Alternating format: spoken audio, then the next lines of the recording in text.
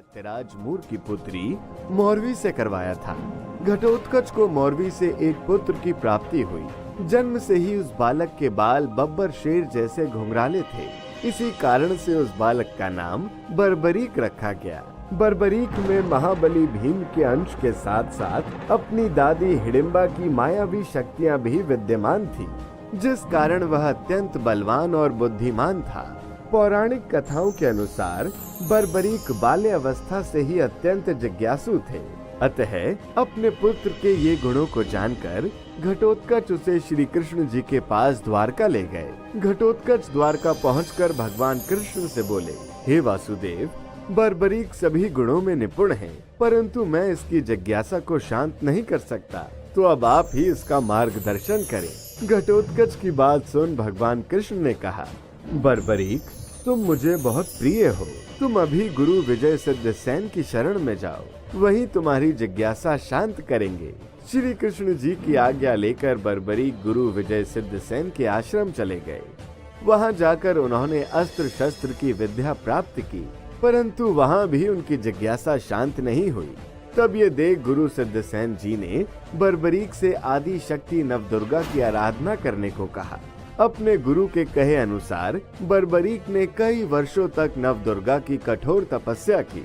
तपस्या से प्रसन्न होकर नवदुर्गा ने बर्बरीक को दर्शन दिए और कहा, वीर बर्बरीक, तुम्हारी तपस्या अब पूर्ण हुई। बोलो, क्या वरदान चाहिए?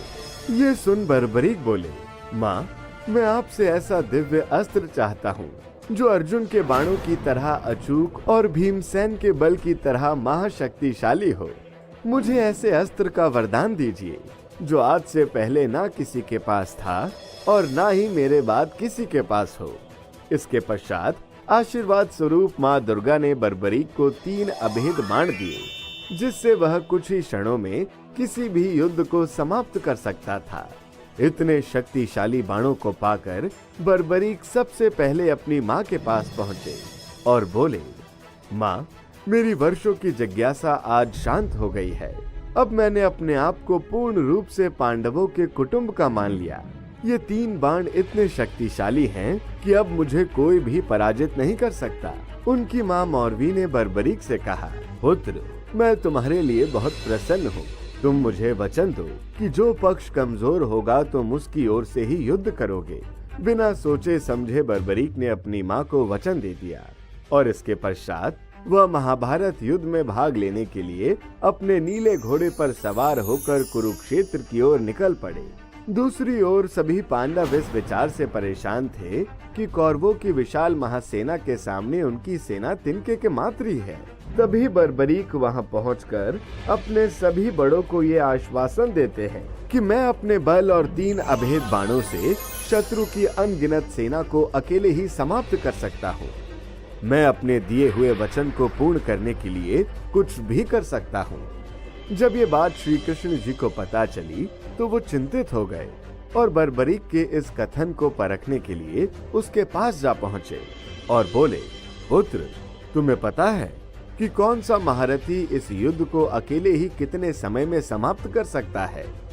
ये सुन बर्बरीक भगवान कृष्ण से बोले, हे वासुदेव, मैं नवदुर्गा से प्राप्त 3 बाणों से पल भर में ही शत्रु की सेना को समाप्त कर सकता हूँ।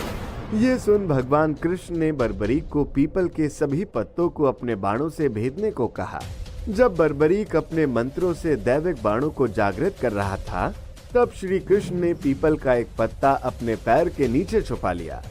बर्बरीक ने पहला बाण छोड़ा, उसने सभी पत्तों को चिन्हित कर दिया और दूसरे बाण छोड़ते ही उसने क्षण भर में सभी पत्तों को भेद डाला और अंत में वो बाण भगवान कृष्ण के पैर के पास आकर चक्कर काटने लगा। भगवान कृष्ण समझ गए कि अगर बर्बरीक दुर्योधन के पक्ष से लड़ा तो वह पांडवों को कहीं भी छिपा ले, उसके बाण उन्हें ढूंढ ही लेंगे। फिर भगवान कृष्ण ने बर्बरीक से प्रश्न किया कि अगर युद्ध में तुम्हारे एक ही वार से दुर्योधन कमजोर हो जाएगा तो तुम्हारे वचन के अनुसार फिर तुम अपने कुटुंब के विरुद्ध लड़ोगे? इसका उत्तर देते हुए बर्बरीक बोले, मेरा वचन तो यही कहता है। ये सुन भगवान कृष्ण ने कहा, इस तरह तो तुम दोनों दलों की ओर से युद्ध करते रहोगे और अंत में सब मर जाएंगे, केवल तुम ही बचोगे। फिर धर्म युद्ध का निर्णय कैसे होगा? फिर बर्बरीक ने भगवान कृष्ण से उनका मार्गदर्शन करने को कहा। ये सुन भगवान कृष्ण ने बर्बरीक को मार्गदर्शन करने के लिए गुरु दक्षिणा के रूप में बर्बरीक का शीश मांग लिया। बर्बरीक ने बिना किसी संकोच के अपना शीश भगवान कृष्ण को भेंट कर दिया था, जिससे भगवान कृष्ण प्रसन्न होकर उन्हें वरदान मांगने को कहते हैं। इस पर बर्बरीक कहते हैं कि मेरी इस महाभारत के युद्ध को देखने की बड़ी इच्छा है। कृपा कर मुझे ऐसा वरदान दीजिए कि मैं संपूर्ण युद्ध को देख सकूं। इस पर भगवान कृष्ण बर्बरीक से कहते हैं, हे वीर बर्बरीक, तुम महान हो। मैं तुम्हें आशीर्वाद देता हूँ कि तुम्हारी आंखें सारा युद्ध देखेंगी। तुम सब कुछ साफ साफ सुन पाओगे और तुम्हारी बुद्धि दोनों पक्षों को समान रूप से आंकेगी। इतना ही नहीं, तुम्हारा कमजोरों के लिए लड़ने के गुण के कारण तुम कलयुग में खाटू श्याम के नाम से पूजे जाओगे। तो मित्रों, आपको ये वीडियो कैसी लगी? नीचे कमेंट करके जरूर बताइएगा। अगर वीडियो पसंद आई हो तो वीडियो को लाइक करें और हमारे चैनल को सब्सक्राइब करें। वीडियो देखने के लिए धन्यवाद।